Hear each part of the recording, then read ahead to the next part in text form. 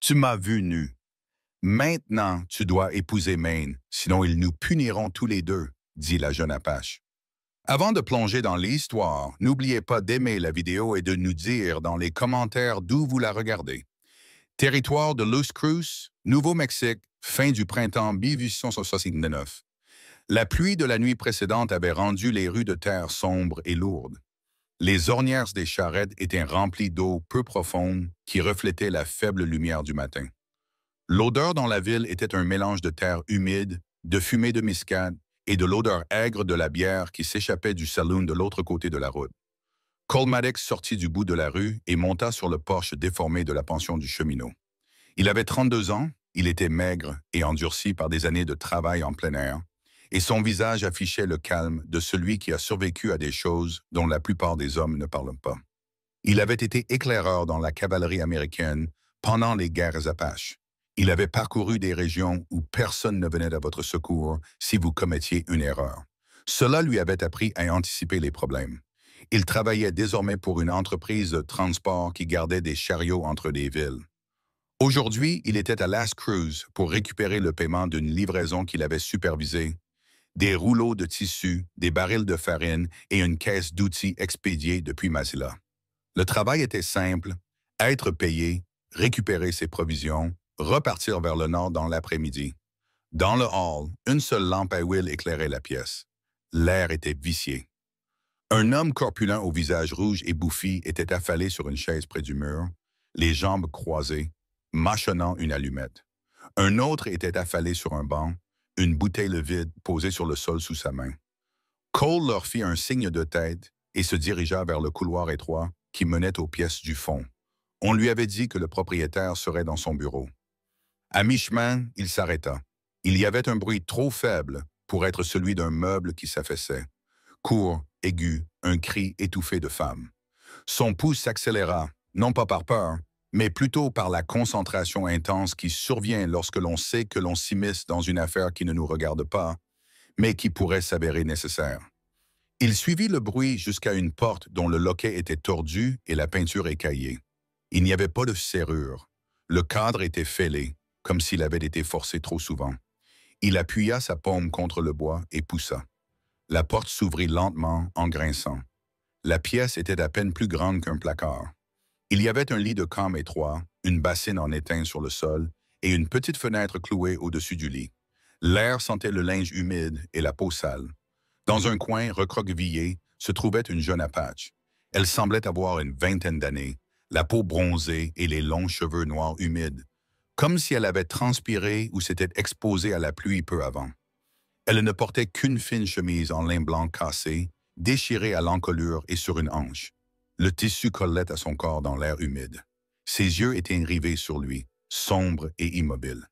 Ils étaient remplis de peur, mais celle-ci était masquée par quelque chose de plus vif, une sorte de défi. Cole s'arrêta dans l'embrasure de la porte. Sa main resta posée sur le cadre. Il avait vu des femmes dans toutes sortes de situations pendant la guerre, la plupart horribles. Celle-ci était différente. Son regard ne contenait aucune supplication, juste un avertissement clair. Ne me prenez pas pour une femme sans défense. Tu m'as vu comme ça, cowboy, dit-elle d'une voix basse et tendue, avec un accent étranger, prononçant chaque mot avec soin. Maintenant, tu dois m'épouser, sinon ils nous tueront tous les deux. Cole fronça les sourcils. Les mots n'avaient pas de sens, mais le ton, oui. Il jeta un coup d'œil par-dessus son épaule dans le couloir vide. « Qui vient? »« Ils me retiennent ici, dit-elle. Ils disent que je ne vaux plus rien. Ils me vendront à ceux qui tuent vite. » Sa voix ne tremblait pas, mais ses mains étaient crispées sur l'ourlet de sa chemise. Avant qu'il puisse en savoir plus, le couloir s'anima. Des bottes lourdes sur les planches, le grattement d'un éperon. Une voix masculine et éraillée par le whisky aboya. Le temps est écoulé. Une autre voix rit, un rire court et laid. Cole entra complètement dans la pièce et ferma la porte avec son talon. Le bruit dans le couloir se rapprocha. Quelqu'un essaya la poignée. « Qu'est-ce que c'est? » cria un homme. « Tu crois qu'elle est à toi maintenant? » Cole glissa la chaise branlante sous la poignée de la porte. Il ne répondit pas. Son esprit passait déjà en revue les options qui s'offraient à lui. Il pouvait s'en aller, la laisser ici, Se dire que ce n'était pas son combat, mais le souvenir d'autres femmes dans d'autres villes, dans des chambres pires encore, lui revenait avec force. Il la regarda et désigna la petite fenêtre clouée. « On peut sortir par là. » Elle le fixa un instant, l'évaluant. Des hommes lui avaient déjà donné des ordres. Ces ordres lui avaient coûté cher. Mais ce n'était pas la même chose. Sa voix était calme. Son regard était fixe. Elle acquiesça brièvement. Cole traversa la pièce, sortit un couteau pliant de sa ceinture et le glissa sous le châssis de la fenêtre. La peinture craqua dans un bruit sec. Il poussa jusqu'à ce que le cadre bouge suffisamment pour s'ouvrir. Il ôta son manteau et le lui tendit. Elle hésita, puis le prit et le glissa sur ses épaules. Le manteau engloutissait sa petite silhouette, mais couvrait sa peau nue. Un coup de poing frappa violemment la porte. La chaise trembla. « Dehors », dit Cole d'une voix ferme mais basse. Il la souleva par la taille, en prenant soin de ne pas la toucher là où il ne fallait pas, et posa ses pieds sur le sol humide. Puis il la suivit, se glissant dans la ruelle étroite derrière la pension. L'odeur de la poussière humide emplit ses poumons. Il lui prit la main, sans la serrer, juste assez pour la garder près de lui, et s'avança rapidement dans la ruelle, passant devant des tonneaux et la porte arrière du saloon. Derrière eux, des cris résonnaient. Des bottes martelaient le sol dans leur poursuite. Au fond du dépôt de marchandises, son chariot l'attendait, avec une bâche, un tonneau d'eau et un sac de couchage dans un coin. Il la souleva sans un mot, rabattit la bâche et grimpa sur le siège du conducteur. La pluie se mit à tomber à verse. L'attelage se mit en route, les sabots éclaboussant les flaques d'eau. Les cris s'estompèrent derrière eux, mais Cole ne se retourna pas. Il sentait son regard sur lui à travers la bâche. Il savait, alors que la charrette quittait Los Cruz, que sa simple mission venait de prendre une toute autre tournure et qu'il n'y avait plus de retour en arrière possible. La charrette cahota sur une ornière en quittant Last Crew. Les rues mouillées laissèrent une place à un espace ouvert. De petites collines couvertes de moustiques s'étendaient à perte de vue. Cole maintint l'attelage à une allure régulière. Pas trop vite pour ne pas attirer l'attention, mais suffisamment rapide pour que les hommes de la pension aient du mal à les rattraper s'ils se lançaient à leur poursuite. La pluie avait rafraîchi l'air, mais la chaleur commençait déjà à remonter. Ses mains restaient crispées sur les rênes, ses yeux scrutaient la route devant lui et les broussailles de chaque côté. À l'intérieur du chariot couvert, Tahana était assise en tailleur sur le matelas. Le manteau de Cole l'enveloppait comme une couverture. La toile du toit lui bloquait la vue, mais elle pouvait sentir le balancement du chariot et le rythme des sabots. Chaque secousse la faisait serrer le manteau plus fort. Elle respirait calmement, même si sa poitrine était encore oppressée par les événements de la dernière demi-heure. Dans son esprit, les visages des hommes dans le couloir défilaient, riant, ivres, certains de pouvoir décider de son sort sans qu'elle ait son mot à dire. Le fait que Cole se soit interposé entre eux et elle ne signifiait pas qu'elle pouvait déjà lui faire entièrement confiance. Mais il ne l'avait pas touchée, sauf pour l'aider à sortir par la fenêtre. Cela comptait. Elle serra le manteau autour d'elle et regarda vers l'avant. « Où m'emmenez-vous » demanda-t-elle. Cole ne se retourna pas vers le nord, dit-il. « Je dois escorter une cargaison jusqu'à Massilla Springs. Après ça, on verra où on pourra se mettre en sécurité. »« Que ferez-vous quand on sera là-bas » Sa voix était neutre, mais elle semblait le tester. Peut-être gardait-il les yeux fixés devant lui. Cela dépendra si ces hommes décident de nous suivre. « Quelqu'un viendra vous chercher ?»« Non, » répondit-elle après un long silence et mauvais mine. « Il ne reste plus personne. » Elle baissa les yeux vers le plancher. Cole s'en doutait. Il avait vu trop de Reds ne laisser derrière eux que des survivants éparpillés. Tous avec le même regard, mélange de volonté obstinée et de chagrin silencieux. La route descendait vers un petit cours d'eau. Il ralentit l'attelage et le dirigea vers le talus, les roues grinçant sur le sable humide. Il avait appris à utiliser des endroits comme celui-ci, où les traces étaient plus difficiles à suivre. Si quelqu'un les suivait, il perdrait du temps à déterminer dans quelle direction le chariot était parti. Une fois de retour sur la terre ferme, il laissa l'attelage avancer au pas tandis qu'il sortait une gourde de sous le siège. Il jeta un coup d'œil en arrière et tendit la gourde à travers l'ouverture de la bâche. « Bois, on n'est pas encore arrivé. » Tahana hésita, puis tendit la main. L'eau était fraîche, avec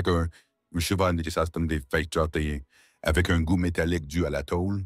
mais elle lui apaisa la gorge. Elle but 2 longues gorgées avant de rendre la gourde. « Pourquoi m'as-tu aidé? » « Je n'avais pas vraiment le choix, » répondit Cole. « Ils allaient te faire du mal. J'étais là. C'était mon problème. » Il marqua une pause, puis ajouta, « Je ne peux pas m'en aller comme ça. » Elle le regarda encore un moment avant de se rasseoir et de serrer son manteau autour d'elle. Elle ne répondit pas, mais ses épaules se détendirent légèrement. À midi, les collines commencèrent à s'ouvrir sur une étendue de prairies plates et pâles. Cole trouva un bosquet d'arbres bas près d'un lit de ruisseau asséché et guida le chariot hors de la piste principale. L'ombre était clairsemée, mais suffisante pour empêcher la chaleur de devenir trop accablante. Il attacha les chevaux et grimpa à l'arrière. « À manger? » demanda-t-il. Elle acquiesça d'un signe de tête, mais ne bougea pas jusqu'à ce qu'il pose une petite assiette en étain contenant du pain, du bœuf séché et une tranche de fromage dur. Il la poussa vers elle, puis prit la sienne. Elle remarqua qu'il lui avait donné la plus grande part. Ils mangèrent en silence dans un premier temps, le vent faisant bruisser les feuilles clairsemées. Quand elle prit enfin la parole, sa voix était plus douce. « Il t'aurait tué aussi. » Cole la regarda. « Je m'en doutais. Là-bas, ils pensent que si une femme apache est vue nue par un homme blanc, elle est perdue. Elle n'a plus aucune valeur. Elle ne vaut plus rien. » Ses yeux se durcirent lorsqu'elle prononça ces mots. « Et l'homme qui l'a touché est tué parce qu'il a osé toucher ce qui leur appartient. » Cole serra les mâchoires. « Ça ne vaut pas la peine de garder tout ça. » Ils terminèrent leur repas sans dire un mot. Une fois les assiettes débarrassées, il vérifia le harnais et s'assura que le chariot était prêt à partir. Sans qu'il lui demande, Tahana plia soigneusement la couverture et la posa contre la paroi du chariot. Elle surprit son regard et le soutint un instant avant de se détourner. En fin d'après-midi, ils arrivèrent à un petit point d'eau, rien de plus qu'une pompe à main à côté d'un hangar. Cole remplit les gourdes en jetant un coup d'œil autour de lui. Aucun cavalier en vue. Cela ne voulait pas dire qu'il n'y en avait pas. Alors que le chariot reprenait sa route vers le nord, le soleil descendait, projetant de longues ombres sur la piste. Cole savait qu'il devait trouver un endroit où camper avant la nuit. Un endroit suffisamment couvert pour que la lumière d'un petit feu ne soit pas visible. Il savait également que la suite du voyage les obligerait à se rapprocher. Même chariot, même feu, aucune paroi entre eux. Cela pouvait renforcer leur confiance ou la briser. Il ne savait pas encore dans quel sens pencherait cette femme. Mais il savait une chose. Il avait pris la décision de l'aider à Los Cruz et il ne pouvait plus revenir en arrière. Les dernières lueurs du jour s'évanouissaient sur la plaine tandis que Cole guidait le chariot hors de la piste vers une petite élévation parsemée de pins et de chênes nains. Ce n'était pas grand-chose, mais le sol était plus élevé que la plaine environnante, offrant une vue dans toutes les directions. Si quelqu'un les suivait, il verrait la lueur d'un feu, alors il le maintint petit, juste assez pour faire bouillir du café et atténuer la fraîcheur de la nuit. Il détela les chevaux et passa leurs rênes dans une branche basse. Les animaux s'installèrent rapidement, la tête baissée dans l'herbe clairsemée. Cole bougeait lentement et avec précaution, vérifiant chaque sangle du harnais avant de dérouler les paillasses. Ce travail silencieux lui donnait le temps de réfléchir. Il ne savait toujours pas comment Tahana avait fini dans cette arrière-salle. Il connaissait les grandes lignes, des raids, des échanges, une chaîne d'hommes qui pensaient la posséder, mais pas les détails. Une partie de lui voulait lui demander de comprendre quel genre d'ennui les poursuivait. Une autre partie savait que la presser trop tôt pourrait la fermer complètement.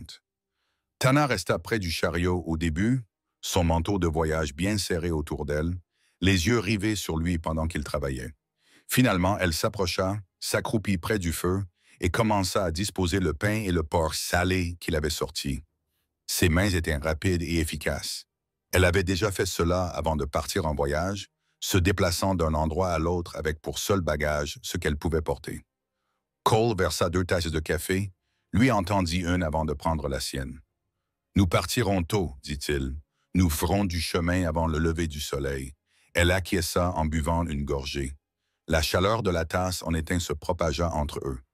Au bout d'un moment, elle demanda, « Les hommes qui m'ont enlevé vont nous suivre. »« Peut-être, » répondit Cole. « Ça dépend s'ils oseront franchir le cordon des hommes du shérif. » Elle l'observa par-dessus le bord de sa tasse. « Et s'ils le font, on verra bien le moment venu. » Sa voix était calme, sans dédain, et qu'elle sembla en tirer un certain réconfort. Ils mangèrent en silence. Les seuls bruits étaient le crépitement du bois et le faible bruissement du vent dans les branches. Cole remarqua qu'elle ne tournait jamais le dos à la plaine. Même lorsqu'elle se leva pour se rincer les mains dans le seau d'eau, elle garda le visage tourné vers la piste, la scrutant comme l'aurait fait un éclaireur. Une fois le repas terminé, Cole tendit la main vers son manteau, mais elle l'arrêta d'un léger signe de tête. « Je vais d'abord le raccommoder, dit-elle. » Il hésita, puis lui tendit le manteau. Elle sortit une petite aiguille en os d'une pochette attachée à sa hanche sous son manteau et enfila le fil avec une aisance experte. À la lueur du feu, elle raccommoda la couture déchirée près de l'épaule, là où le tissu s'était fendu quelques semaines auparavant. Ses mains étaient sûres, ses poings réguliers. Il fut frappé par le fait qu'elle rendait le manteau plus solide qu'il ne l'était auparavant. « Tu ressembles à quelqu'un qui a dû réparer beaucoup de chaises avec très peu, » dit-il doucement. Elle ne leva pas les yeux. « Si j'attendais que quelqu'un d'autre répare ce qui m'appartient, je n'aurais plus rien. » Ce silence pesa entre eux pendant un long moment. Lorsqu'elle eut terminé, elle plia le manteau et le posa à côté de lui. Son regard se posa sur la bâche de la charrette, puis revint vers lui. « Dans la pièce, tu ne m'as pas regardé comme il le faisait. » « Pourquoi? » Cole soutint son regard, car il avait vu suffisamment de fois ce qui se passait lorsque les hommes cessaient de voir une femme comme une personne. Il ne voulait pas être comme eux. Elle le regarda encore un instant, puis détourna les yeux, non pas pour le rejeter, mais plutôt pour enregistrer ses paroles et les associer à ses actions précédentes. La nuit se rafraîchit rapidement. Cole étendit un sac de couchage de chaque côté du petit feu, lui laissant de la place. Elle s'allongea, toujours enveloppée dans son manteau, les cheveux lâchés sur ses épaules, les yeux mi-clos mais alertes. Cole s'assit dos à un rocher, son fusil sur les genoux, et regarda l'horizon jusqu'à ce que la dernière ligne rouge disparaisse dans le noir. Quelques heures plus tard, lorsque le vent se leva et que le feu faiblit, il jeta un coup d'œil et vit qu'elle s'était enfin endormie. Pour la première fois depuis leur dernière croisière, son visage n'était plus crispé par la peur. Il déplaça son fusil, jeta un autre morceau de bois sur le feu et continua à surveiller. Demain, il serait plus loin dans la campagne, avec moins d'endroits où se cacher, mais aussi moins d'hommes à croiser. S'il pouvait éviter les ennuis pendant encore un jour ou deux, il trouverait peut-être une région où personne ne connaissait son nom ni le sien. Il ne savait pas encore si elle voudrait rester avec lui après cela. Mais ce soir, à la lueur du petit feu, il avait l'impression que c'était possible. Cole se réveilla avant l'aube, d'un réveil qui venait d'années de sommeil léger et de la connaissance de l'heure à laquelle la nuit se terminait. L'air était assez froid pour que son souffle forme de légères volutes blanches. Le feu s'était réduit en braise et le ciel à l'est se teintait des premières lueurs grises. Il se leva doucement de son lit de camp, en prenant soin de ne pas réveiller Tahana. Elle était toujours enveloppée dans son manteau, allongée sur le côté, une main près de son visage, l'autre repliée sous elle. Ses cheveux avaient glissé sur sa joue pendant la nuit. Elle semblait plus jeune ainsi, sans la dureté qu'elle affichait lorsqu'elle était éveillée. Il savait bien qu'il ne fallait pas confondre repos et paix. Le sommeil n'effaçait pas ce qu'elle avait vécu. Mais c'était la première fois depuis la chambre de Los Cruz qu'elle semblait épargnée par la tension. Cole se dirigea vers le petit seau d'eau, s'aspergea le visage et commença à ranger le matériel. Il partirait tôt pour mettre plus de distance entre eux et ceux qui les poursuivaient. Tout en travaillant, il se surprit à repenser à la question qu'elle lui avait posée la veille, lui demandant pourquoi il ne l'avait pas regardé comme ces hommes. Ce n'était pas la première fois qu'on lui posait une question de ce genre, mais c'était la première fois qu'il sentait le poids de la réponse. Lorsque le soleil apparut à l'horizon, le chariot était prêt. Il fit bouillir de l'eau pour le café, dont l'odeur se répandit dans le campement. C'est ce qui la réveilla plus que tout. Elle s'assit lentement, repoussant ses cheveux en arrière, et serra son manteau autour d'elle. « Tu ne m'as pas réveillée, dit-elle d'une voix rauque. « Ce n'était pas nécessaire, répondit Cole. « Je m'en suis occupé. » Elle jeta un coup d'œil au matériel attaché à l'arrière du chariot. « Tu fais ça tout seul depuis longtemps. »« Assez longtemps, répondit-il.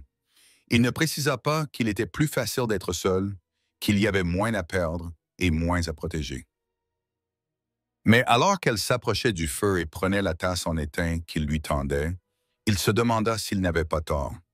Pendant qu'il buvait, il lui posa la question qu'il se posait depuis Las Cruces.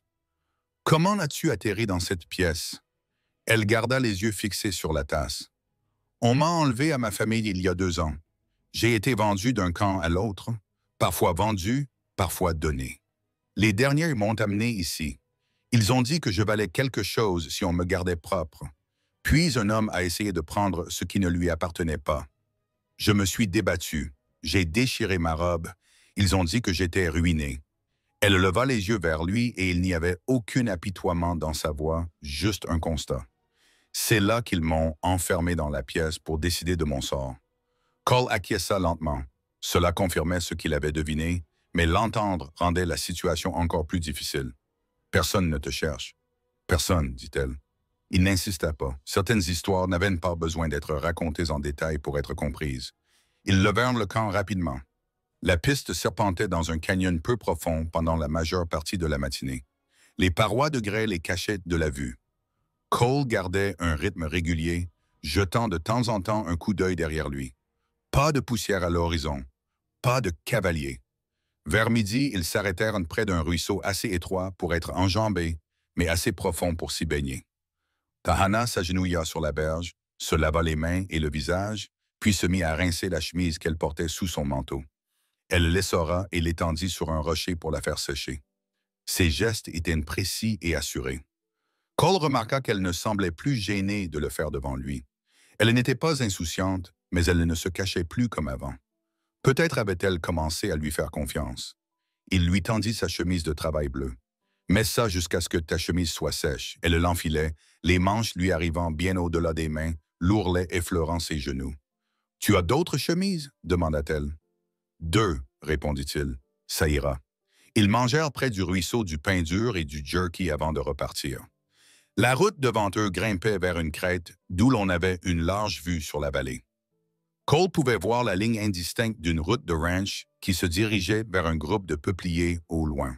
« On va camper là-bas, dit-il. Il y a de l'eau, peut-être un abri. » Quand ils arrivèrent, le soleil était déjà bas.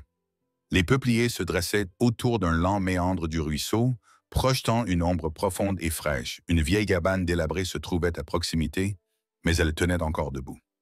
Cole vérifia la porte dont les gonds grinçaient et constata que l'intérieur était poussiéreux mais solide. Il y avait un lit étroit, un poêle à bois et assez de place pour eux deux.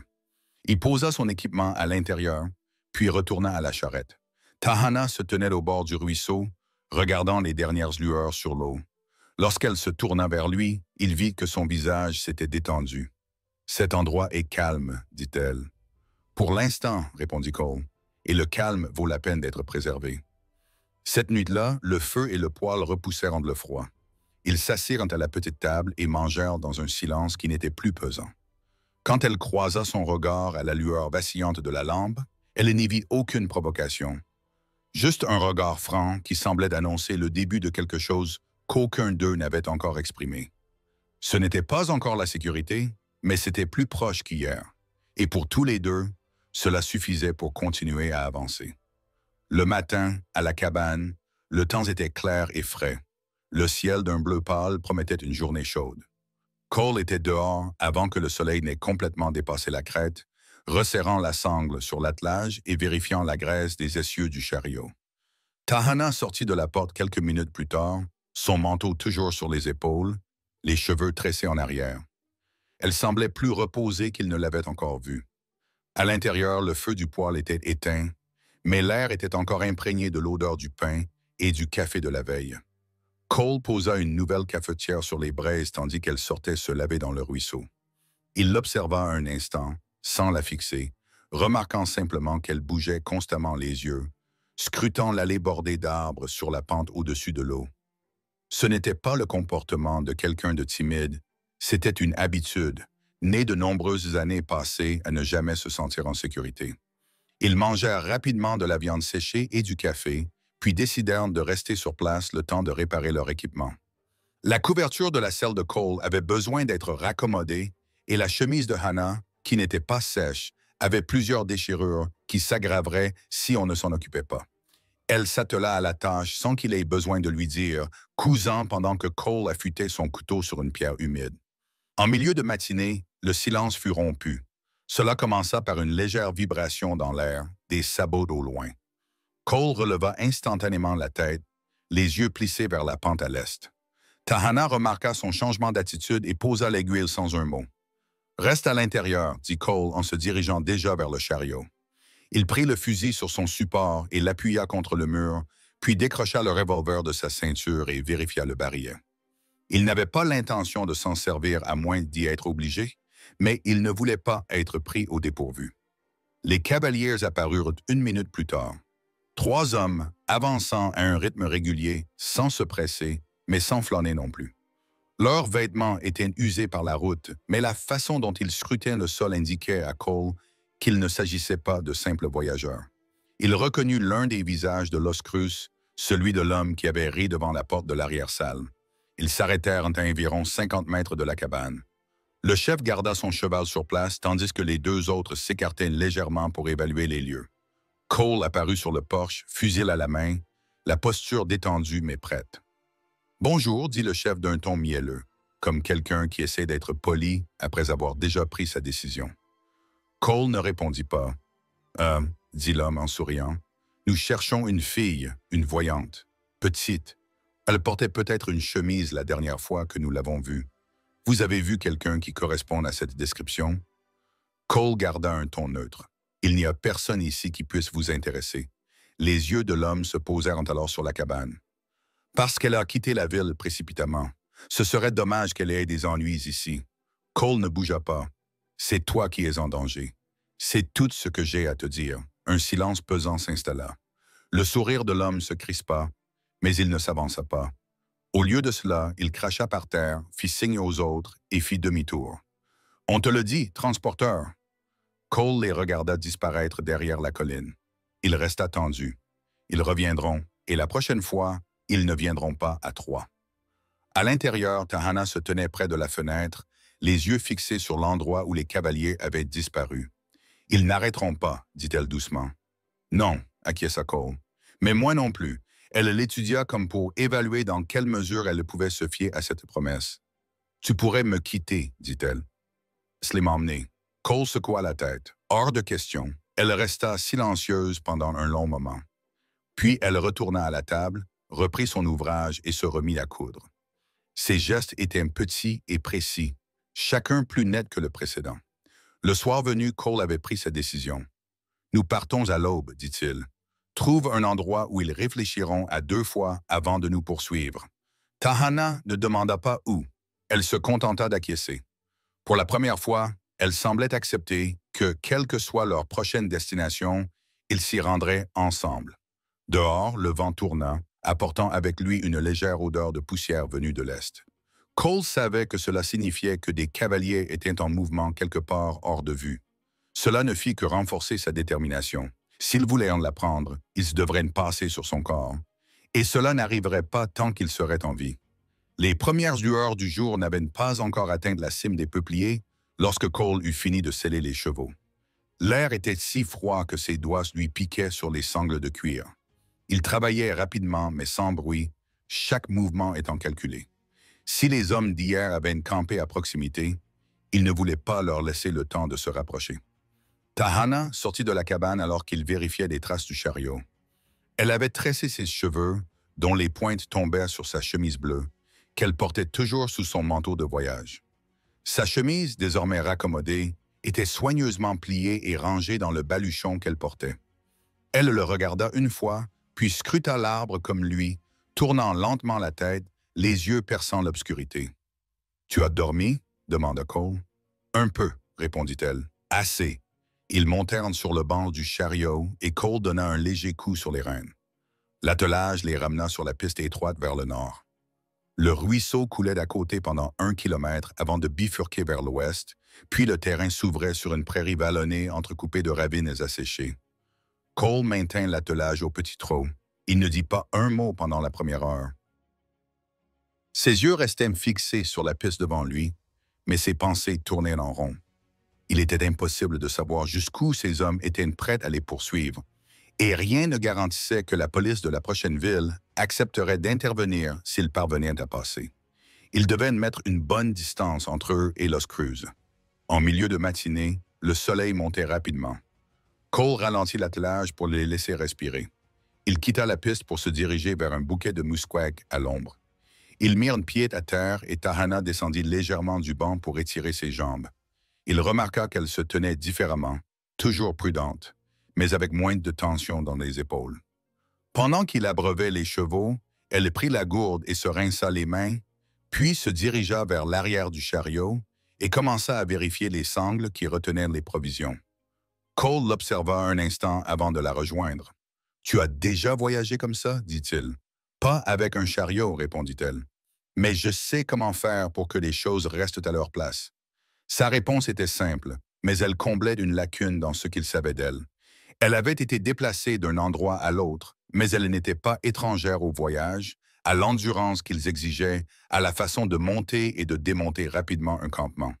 Cela faisait d'elle plus qu'une simple passagère. Ils mangèrent un repas rapide composé de pain et de viande séchée sous la moustiquaire. Tahana déchira sa part en deux et lui rendit le reste. « Tu en auras besoin, dit-elle. « Je t'ai donné la plus grande part hier, lui rappela-t-il. Elle le regarda droit dans les yeux et je le remarquai. Lorsqu'ils repartirent, le vent avait tourné. Cole sentit la poussière avant de la voir, une légère brume loin derrière eux. Il ne le signala pas, mais il fit accélérer l'attelage, poussant jusqu'à ce que la piste s'incurve dans un canyon peu profond. Les parois rocheuses projetaient des ombres fraîches et les virages serrés les cachaient des regards lointains. Vers midi, ils s'arrêtèrent à nouveau, cette fois à l'abri d'un affleurement de grès où une petite source s'écoulait dans un bassin de pierre. Cole remplit les gourdes, tandis que Tahana s'agenouillait pour se laver le visage et les bras. La cape glissa sur ses épaules et elle la remit sans le regarder. « Hier, dit-elle, quand ils sont venus à la cabane, tu n'as même pas réfléchi avant de sortir pour leur faire face. »« J'ai pensé à prendre un fusil, » répondit Cole. « Ce n'est pas ce que je veux dire. » Elle se tourna vers lui, le menton encore ruisselant. « Tu aurais pu leur dire que je n'étais pas là, les laisser chercher ailleurs, et s'ils étaient entrés et t'avaient trouvé, j'aurais dû les tuer ou les regarder t'emmener.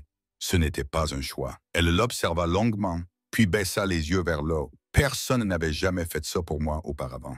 Il n'avait pas de réponse qui ne semblerait pas aller au-delà de ce qu'il était prêt à dire, alors il laissa passer. Et elle n'insista pas.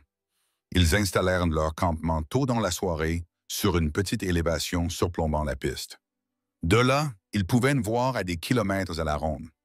Cole alluma un petit feu à l'abri des regards derrière le chariot et mit une casserole de haricots à chauffer. Tahana resta près de lui, triant leurs provisions et repliant la robe raccommodée dans son baluchon. Lorsque le repas fut prêt, ils s'assirent côte à côte sur le haillon abaissé du chariot. Le ciel s'assombrissait à l'approche du crépuscule et l'air se rafraîchissait rapidement. Elle finit de sa part, puis posa ses mains sur ses genoux. « Quand ce sera terminé, dit-elle doucement, que feras-tu? »« Cela dépendra de ce que tu entends par « terminé », répondit Cole. « Et si c'est sans danger? » Il lui jeta un coup d'œil. « Alors j'irai là où on veut de moi. » Elle le regarda un peu plus longtemps que nécessaire, et il comprit qu'elle lui donnait la même réponse à sa manière, sans le dire ouvertement. Plus tard, lorsqu'ils se couchèrent, l'air nocturne était si froid qu'ils durent en rapprocher leur sac de couchage du feu. Ils dormirent près l'un de l'autre pour se réchauffer, sans se toucher, mais pas très loin. Cole resta éveillé un moment, à l'affût du bruit de sabots au loin. Il n'entendit rien. Pour l'instant, ils avaient une longueur d'avance. Combien de temps cela durerait-il? La question restait ouverte, mais il commençait à penser que la réponse avait son importance pour des raisons qui n'avaient rien à voir avec la poursuite. Le lendemain matin, un vent violent soufflait de l'ouest, transportant un fin grain qui s'infiltrait dans les coutures de la toile du chariot et leur piquait les yeux. Cole se leva tôt et resserra toutes les sangles et les bâches avant de partir. Il voulait mettre plus de distance entre eux et le dernier campement. Il n'avait pas vu d'écrivain la veille, mais la brume de poussière à l'horizon restait gravée dans son esprit. Tahana sortit de son sac de couchage, sa tresse défaite par la nuit. Le col de sa chemise bleue était relevé contre le vent. Elle lui tendit la gourde sans qu'il le lui demande. Un petit geste, mais qui lui indiquait qu'elle s'habituait au rythme de la piste. Ils se mirent en route avant que le soleil ne dépasse les collines basses. La piste était accidentée à cet endroit, parsemée de rochers et de plaques de sable meuble. Cole fit avancer l'attelage, mais ménagea les chevaux lorsque les roues s'enfonçaient dans le sol mou. Il descendait alors pour marcher à côté jusqu'à ce que le sol redevienne plus ferme. Tahana suivait son exemple sans se plaindre, descendant pour pousser le châssis du chariot lorsqu'il avait besoin d'un poids supplémentaire. À midi, ils trouvèrent un ravin peu profond avec quelques peupliers qui se courbaient sous le vent.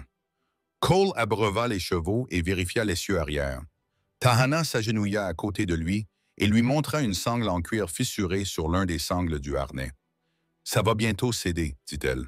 Il passa la main sur la déchirure et acquiesça. « Tu as l'œil. » Il sortit un morceau de cuir brut de la boîte à outils et se mit à remplacer la sangle.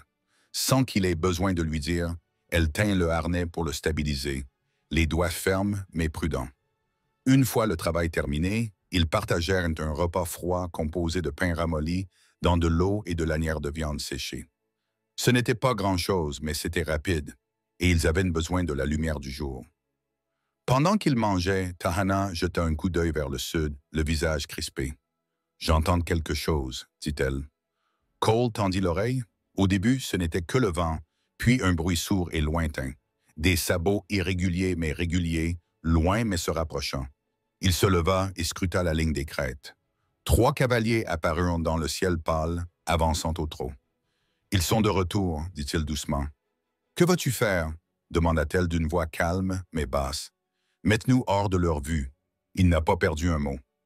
Cole conduisit l'attelage dans le ravin, se dirigeant vers une brèche dans le talus où le chariot pouvait passer. Le sol était mou, recouvert des feuilles mortes de la saison dernière qui étouffaient le bruit. Il trouva un passage étroit entre 2 crêtes, suffisamment profond pour cacher le chariot. Ils attendirent. Les chevaux s'agitaient, les oreilles dressées au vent. Tahana était accroupie à côté de la roue du chariot, les yeux fixés sur l'ouverture entre les crêtes. Quelques minutes plus tard, les cavaliers passèrent au-dessus d'eux, leurs silhouettes se découpant dans le ciel. L'un d'eux ralentit, scrutant le fond de la vallée, mais aucun ne regarda dans la crevasse. Le bruit des sabots s'estompa lorsqu'ils furent hors de vue. Cole expira. « Nous resterons à l'écart de la piste principale à partir d'ici. » Le détour était plus lent. Ils avancèrent prudemment sur le sol accidenté, traversant des ornières asséchées et coupant à travers des bosquets de mkwe. Le soleil était bas lorsque Cole aperçut un affleurement rocheux dont le surplomb était suffisamment profond pour abriter le chariot et eux deux. Ils installèrent leur campement sous le rocher. Le feu était petit, juste une lueur à l'abri de la pierre. Pendant que les haricots réchauffaient, Tahana alla chercher de l'eau à une source toute proche. Quand elle revint, elle resta un moment à le regarder avant de parler. « Tu aurais pu les combattre aujourd'hui, dit-elle. Au lieu de cela, tu nous as frappés. »« On se bat quand on doit se battre, répondit Cole. On se cache quand ça permet de rester en vie. » Elle le regarda fixement, pesant ses mots. « Et tu te cacherais encore pour moi ?» Il soutint son regard aussi longtemps qu'il le fallut. Le silence qui suivit n'était pas vide. Elle s'assit à côté de lui, suffisamment près pour que leurs épaules se touchent, et aucun des deux ne bougea. Ils mangèrent ainsi, parlant peu. Le vent qui soufflait à l'extérieur de l'abri s'était calmé à la tombée de la nuit, ne laissant que le doux crépitement du feu et le rythme régulier de leur respiration. Avant de se coucher, Tahana sortit la chemise raccommodée de son baluchon et la posa à côté du lit de camp. « Demain matin, je la porterai à nouveau, » dit-elle. « Non parce que j'ai honte, mais parce qu'elle est à moi. » Cole acquiesça d'un signe de tête. « Alors elle restera à toi. » Cette nuit-là, ils dormirent plus près l'un de l'autre qu'auparavant. Le froid les poussait vers la même couverture. Aucun mot ne fut prononcé, aucune promesse faite. Mais lorsque Cole se réveilla au milieu de la nuit, la main de Tahana reposait légèrement sur son bras. Il ne la repoussa pas. Ils avaient encore du chemin à parcourir et des hommes à leur trousse. Mais pour la première fois depuis leur dernière croisière, l'idée d'atteindre le bout du chemin ne lui semblait plus impossible. C'était quelque chose qu'ils pouvaient choisir ensemble. Ils levèrent le camp avant que les premières lueurs du jour n'apparaissent à l'horizon. L'air était humide, chargé de l'odeur de la terre mouillée par la brise nocturne. Cole les fit partir vers le nord en quelques minutes, en restant à l'écart de la piste principale, comme il l'avait promis. Le sol était accidenté, mais il les cachait de la vue. Tahana était assise à côté de lui sur le banc du chariot, vêtue de sa chemise raccommodée sous son manteau, la tresse de la veille encore bien en place dans son dos. Elle parlait peu, ses yeux scrutant les crêtes devant eux comme les siens. Ce n'était plus seulement son combat. Elle en faisait partie, scrutant le terrain à la recherche de menaces comme lui. En milieu de matinée, le sentier se rétrécit pour former un passage rocheux bordé de parois abruptes. Cole n'aimait pas ça. Trop d'angles morts. Il poussa les chevaux mais garda une main près du fusil posé sur ses genoux. À mi-chemin, le bruit de sabots rapides résonna entre les parois. « Baissez-vous » dit-il d'un ton sec. Tahana glissa de la banquette dans le fond du chariot et s'accroupit sous la bâche. Cole arrêta les chevaux, les yeux rivés sur le virage devant eux. Quelques instants plus tard, 3 cavaliers apparurent. C'étaient les mêmes hommes que tout à l'heure. Leurs chevaux soulevaient de la poussière et des étincelles sur la pierre. Le chef s'arrêta à une vingtaine de mètres, un revolver à la main. « Je t'avais dit qu'on te retrouverait, transporteur. » Son regard se porta vers le fond du chariot. « Elle est avec nous. » Cole ne bougea pas de son siège. « C'est ma femme, dit-il d'un ton neutre. » L'homme ricana. « Un bout de papier ne m'arrêtera pas. »« Peut-être pas, » répondit Cole. « Mais ça, oui. » Il bougea juste assez la main pour dégager le canon du fusil de son genou. Les 2 autres cavaliers s'écartèrent légèrement, essayant de le prendre à revers dans cet espace étroit. La voix de Tahana s'éleva sous la bâche, faible mais ferme. « Si tu tires, ils te tueront avant que tu aies le temps de recharger. »« Je sais, » répondit Cole sans se retourner. Il pointa le fusil vers la poitrine du chef, le doigt sur la gâchette. Pendant un instant, personne ne bougea. Seul le vent soufflant dans le col se faisait entendre. Puis le sourire du chef s'effaça. « Ça ne vaut pas Diane aujourd'hui » marmonna-t-il. Il fit un signe de tête et les 3 hommes firent faire demi-tour à leurs chevaux, repartant au galop dans la direction d'où ils venaient. Cole attendit que le bruit s'estompe avant de baisser son fusil. « Reste baissé jusqu'à ce que je te dise. » Quand elle remonta sur le banc, Tana avait le regard perçant. « Tu n'avais pas besoin de lui dire que j'étais ta femme. »« Si, » dit Cole. C'était la seule chose qui l'avait fait hésiter. Elle l'observa un instant, puis acquiesça lentement. « Si tu le dis pour me protéger, autant le penser vraiment. » Le reste de la journée se passa dans un silence tendu. Ils restèrent à l'écart de la route et ne s'arrêtèrent qu'une seule fois pour s'approvisionner en eau. Cole savait que les hommes n'étaient pas partis pour de bon. Ils allaient se regrouper et réessayer. Mais chaque fois qu'ils échouaient, ils risquaient de devenir plus imprudents. Ils pouvaient tourner cela à son avantage. En fin d'après-midi, ils trouvèrent un creux abrité près d'un bosquet de saule. Le ruisseau qui coulait là était clair et froid, et le sol était recouvert d'herbes tendres. C'était l'endroit le plus sûr qu'ils aient trouvé depuis des jours. Cole détela l'attelage tandis que Tana allumait un petit feu. Pendant que les haricots chauffaient, elle s'assit en face de lui, le feu illuminant son visage et le faisant briller d'or. « Tu as risqué ta vie 2 fois pour moi, dit-elle. Il la regarda fixement. « Je continuerai à le faire jusqu'à ce que ce ne soit plus nécessaire. » Elle ne baissa pas les yeux, alors je choisis de rester. Pas parce que je le dois, mais parce que je le veux. Les mots s'installèrent entre eux comme la dernière pièce d'un puzzle. Cole resta silencieux pendant un long moment. Puis il tendit le bras et prit sa main, effleurant le dos de celle-ci avec son pouce. Elle ne se retira pas. Cette nuit-là, ils dormirent blottis sous une seule couverture pour se réchauffer. Non pas parce que le froid les y obligeait, mais parce qu'aucun d'eux ne voulait plus de cette distance. Dehors, le ruisseau continuait de couler tranquillement. Et pour la première fois depuis Los Cruz, l'idée d'un avenir ensemble semblait moins être une idée qu'une réalité. Demain serait le jour où ils mettraient un terme à tout cela, d'une manière ou d'une autre. Ils levèrent le camp avant que le soleil ne franchisse la crête à l'est. L'air était si froid qu'il piquait les poumons, et le ruisseau à côté d'eux coulait en ondulations silencieuses. Cole rangea le reste de leurs provisions dans le chariot, vérifiant 2 fois les sangles du baril d'eau et le fusil posé sur le banc. Il n'avait pas besoin de dire à Tahana de monter la garde. Elle se tenait déjà sur la petite butte au-dessus du campement, scrutant la piste qu'ils avaient empruntée. « Ils vont réessayer, dit-elle lorsqu'il la rejoignit. Cole acquiesça. « Alors aujourd'hui, nous en finirons. » La vérité tacite entre eux était claire. Fuir éternellement n'était pas une solution. Si les hommes pensaient pouvoir continuer à les suivre, ils n'arrêteraient jamais. Cole avait décidé la nuit dernière que la prochaine rencontre serait la dernière. Ils prirent la direction du nord, restant dans les bas-fonds où les cultures de mesquite et de roches leur offraient un abri. La matinée se passa sans incident. Mais vers midi, Cole aperçut de la poussière loin derrière eux, à peine visible dans l'air sec.